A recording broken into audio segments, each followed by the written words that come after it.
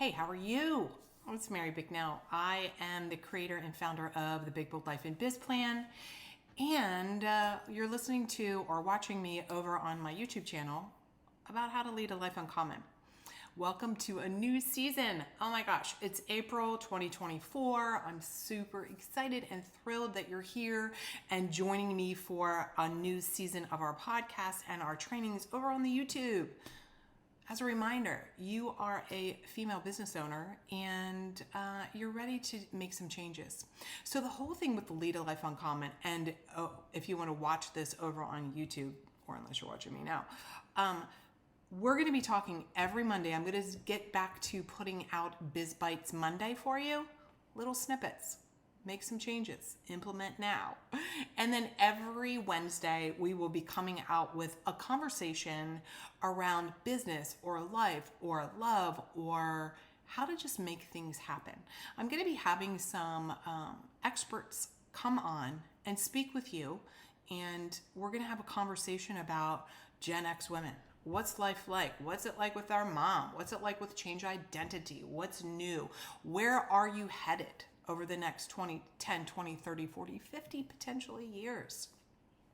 These are the conversations that I want to help you have a big, bold life in biz and to lead a life uncommon. So today what I want to share with you is what's been going on. So for the last couple of months, really I want to say for over the last year, there's really been a massive shift for me personally in identity change. And I've done a lot of research on this, on phases of women's lives where we go through this next evolution.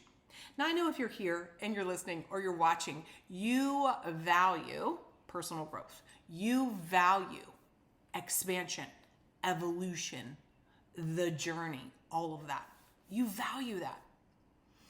And with that, we know comes trials, tribulations, heartaches, all of the things. So today, what I want to offer to you is I want to share a little bit about some shifts in identity that women go through. Some of the things that what happens when they are compounded.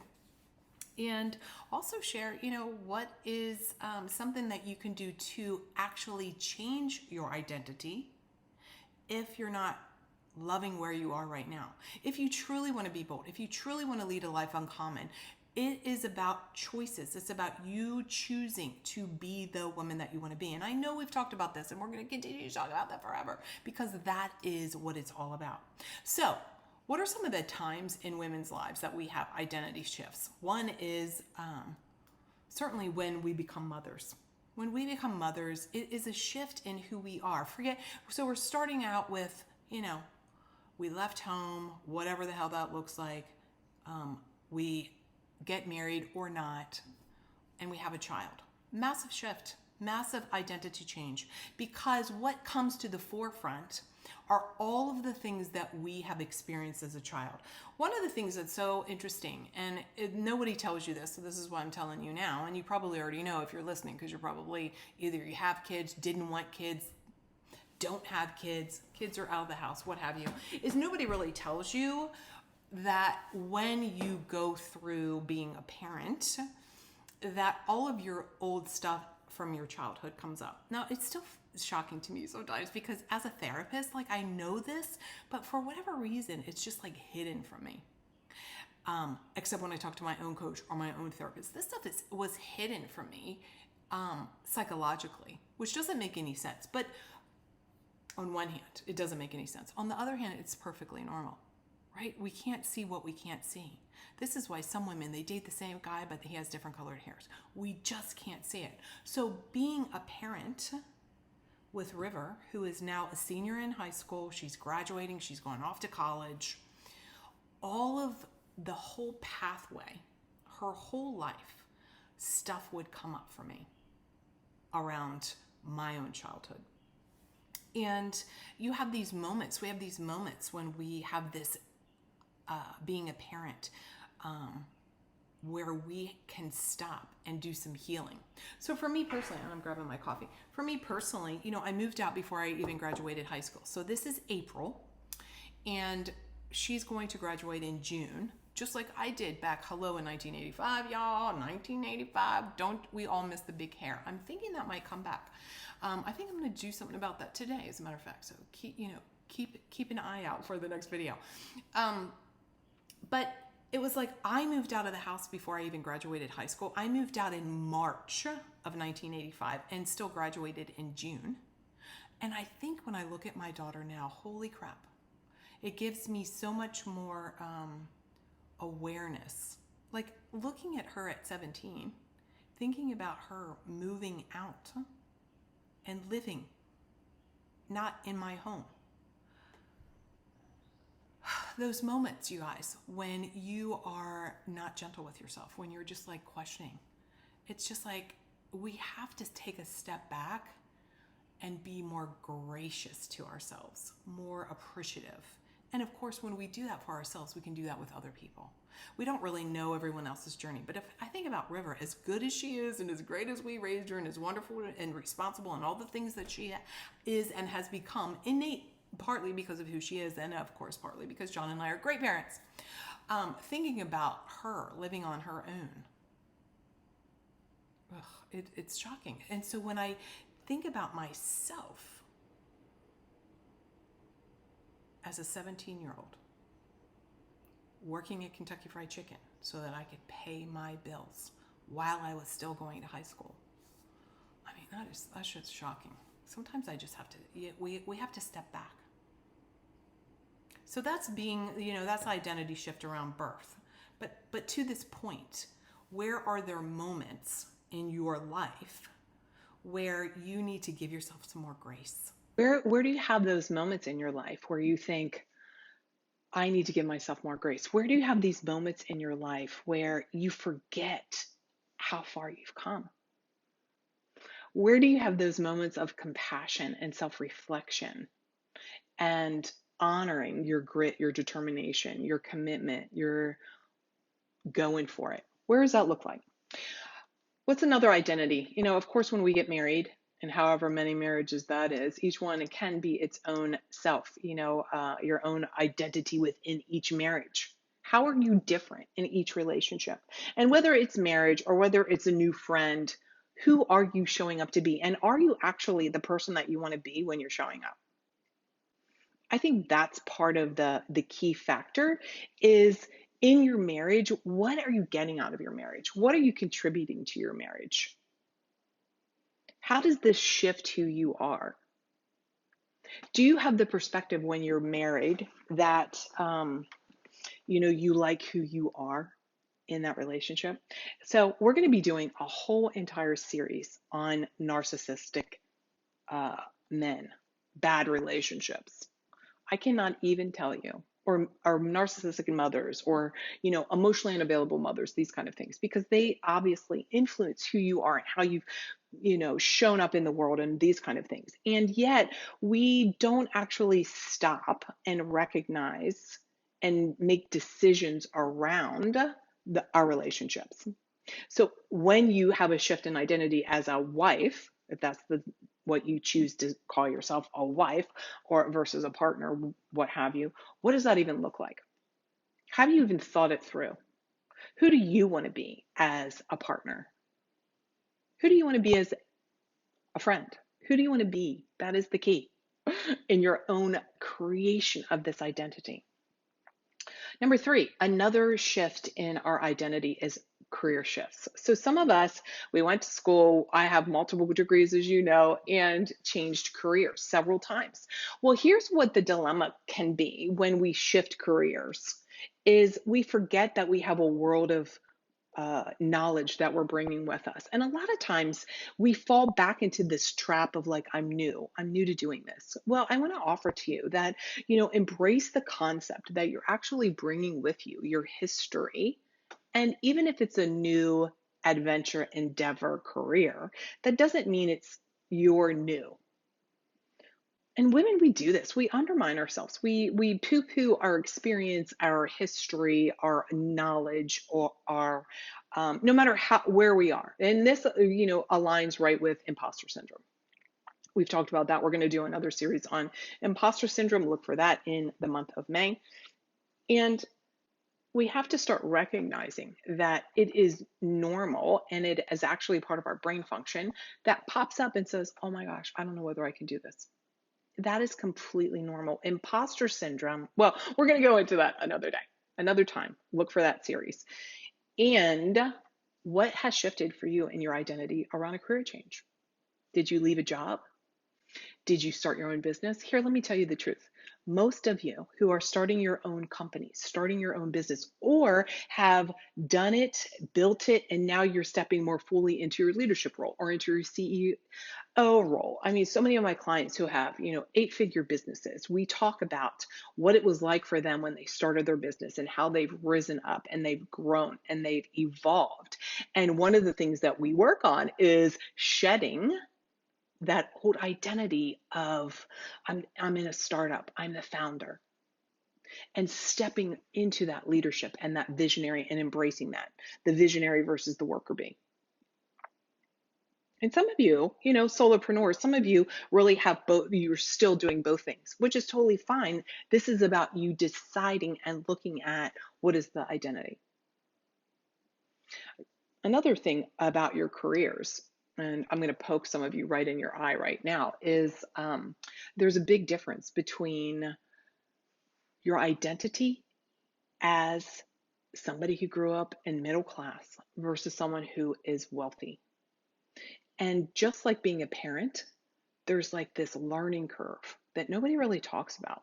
We are going to have another series in June. Pay attention, all around money mindset, all about stepping into wealth and looking at who you are when you have more money. Does it really change things? What are some of the better options that it gives you? All of these things. What I have found to be so true is when I work with clients and they increase their rate or they take on a new position of more power, or they are just expanding maybe bigger assets, maybe they are buying real estate for investment, so they are evolving, that sometimes their middle class identity needs to catch up, just like even career changing from working for someone and then working for yourself. Oh my God, that is a massive shift. It takes a lot of discipline. It takes a lot of commitment, and most people, to be real, we aren't able to do it.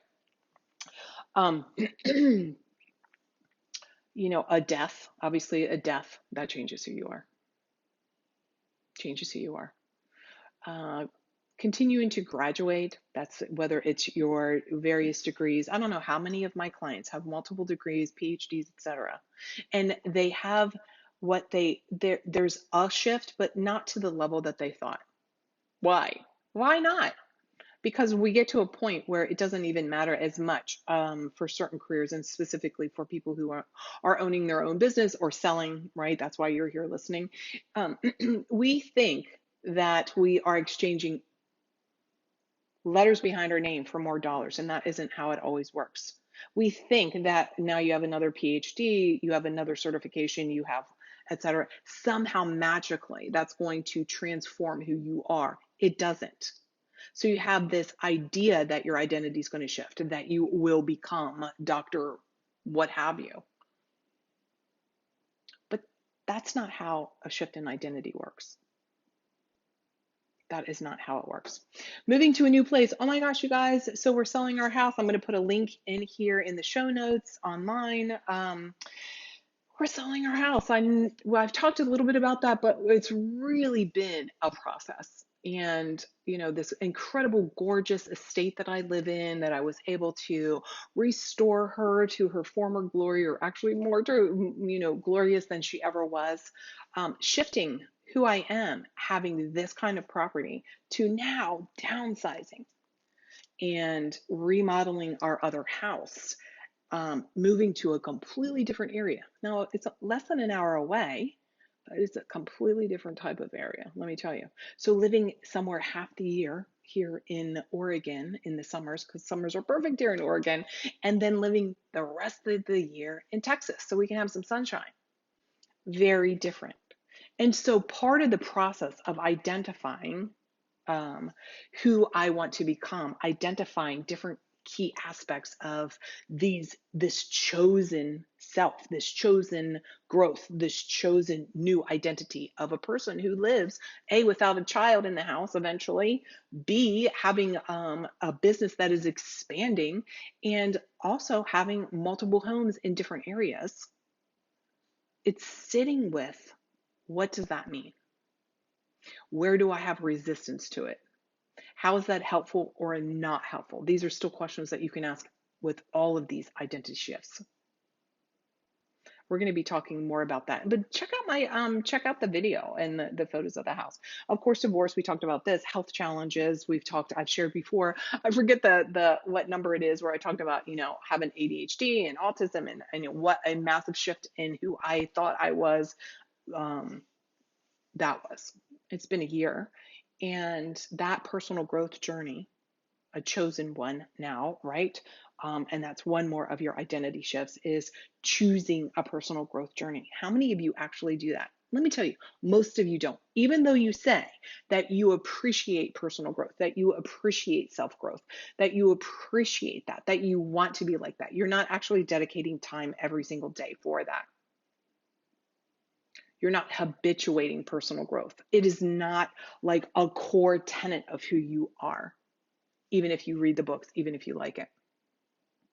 I want to ask you, how will you even know if you are doing that or not? How often are you actually sitting down at the end of the day, reviewing your day?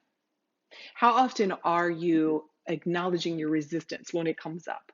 Are you asking it, hey, resistance, why are you here today? What are you trying to show me? How is this impeding my growth?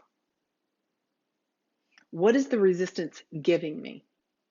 Nobody, let me tell you, I can't even tell you how many people I work with. And when I ask them these questions about, oh, what's that resistance giving you? They know, everybody's like wants to be in denial about it, right? This is one of your blind spots, your 5 blind spots. Remember when we talk about this in the Big Bold Life and Biz Plan, one of the 5 blind spots is delusional denial. And most people are in denial about who they are, who they want to be, and what it actually takes to become the woman of their dreams, to have the life that they say that they want. Most people don't dedicate the time to actually self-examine what's in the way. And I don't mean it from, you're regurgitating all of the past traumas. That there is a place for that, no denying it. I'm talking about literally day to day, or maybe hour to hour, until it becomes a habit for you to decide, is the thing I'm doing in this moment getting me closer to my goal or not? Closer to being the woman I want to be or not? And until you actually, that becomes a practice. A week's going to go by and then you're like, I don't know why the hell I was doing that. So I want to encourage you, and some of you might just need to do this anyhow, like 3 or 4 times a day, set your phone alarm to snap you out of whatever the hell you're doing, to pause for a minute, for 3 minutes, for 5 minutes, and ask yourself, what have I been doing for the last hour, 2 hours, 3 hours? Has it been moving me toward who I want to be? Am I being her? Am I moving toward my goal or away from it? And remembering that how you do one thing is how you do most things. So if you're in avoidance in one area of your life, you're probably in avoidance in another area of your life. And this personal growth journey is so beautiful and so exciting, and it takes work. All of these things take work. All of these things take self-awareness around your identity. It's no different than if I would ask you, if I called you up right now and I said, okay, tell me about the last 5 sales calls that you have. How did you show up? Who were you when you showed up? What did that look like? Did you walk in or on a call or on Zoom, and were you grounded? Were you embodying, like, yeah, of course, my thing, my solution is going to be helpful to this person? When you're networking, when you're working with your clients, when you're talking to your kid, when you're with your lover, how much time are you putting in looking at them?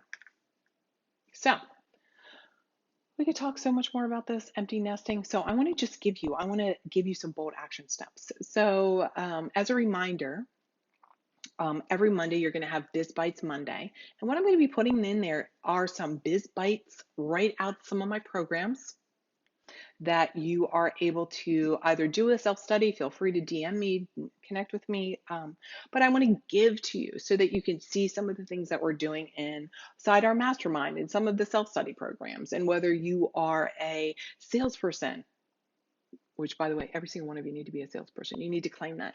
Whether you are looking at marketing, do you want to have organic marketing? Do you want to have online marketing? What does that look like? Are you a consultant? Are you a coach? Are you a service provider? Do you have a product that you're selling, that you're giving to people? All of these things, I want to help you move the needle so that your identity is someone, a woman who is saying, yes, this is what I want. This is the life that I want. Of course, that's what it is about, being bold and leading a life uncommon. That's what it's about, isn't it? So let me give you some bold action steps right now. And please feel free to email me, mary@marybignell.com, and share them with me. I want to hear what you're getting out of this. Ready? Sitting down, let me review one of the things I want to encourage you to do several times a day, certainly at the end of the day and at the end of the week, at the end of the month, at the end of the quarter. You want to ask yourself, what went well? What went well? It could be that you just had a conversation with your kid, your mother, whomever, sales call. What went well? You want to start programming your brain to seek out the good stuff, because it's easy, isn't it, to default to the negativity. We are very good at bashing ourselves or just seeing the one piece of trash on the floor underneath the desk when everything else looks clean. Is that just me? What went well? Seek that out. Train your brain, train your chemicals in your body to seek out that dopamine hit of like, yes. In fact, you might even do that. You might do that, like, yes. Even I just like almost unconsciously snapping my fingers. Whenever I do a sale, whenever I've had a sale, and I still do this all these almost 11 years later, I've had my company. Signing a new client, having a new sale, walking around the house, high kicking, like high fiving, in gratitude, in appreciation for the work and the excitement and the fun that's going to happen when I work with my clients. What went well? What didn't? You can't change what you're in denial about. You can't change what you're not willing to face. And when you get to this as a process, a system of analysis in your business, in your personal life, etc., and whether it's when you're lifting weights, whatever it is, this is just a process I'm going to encourage you to do. What didn't? You can actually then make a plan for change. We've talked about this before when the difference between an excuse and a reason. An excuse and a reason. So when you ask the question, well, what didn't go well with that situation, with that sales call, with that conversation? When you can think of it from that perspective of what am I saying? Am I coming up with a reason? Because a reason has a solution. Or am I coming up with an excuse? An excuse means I don't want to face it. I'm not willing to change. What's the difference? Okay, excuse, reason. What didn't go great? So here's a couple examples really quick. So today I was talking to someone about her process for following up with people. And what didn't go well for her is, she would let things accumulate, and then she would forget some of the details. She would forget the details of like who she was talking to or what exactly she was wanting to remember the next time that they talked, et cetera, et cetera.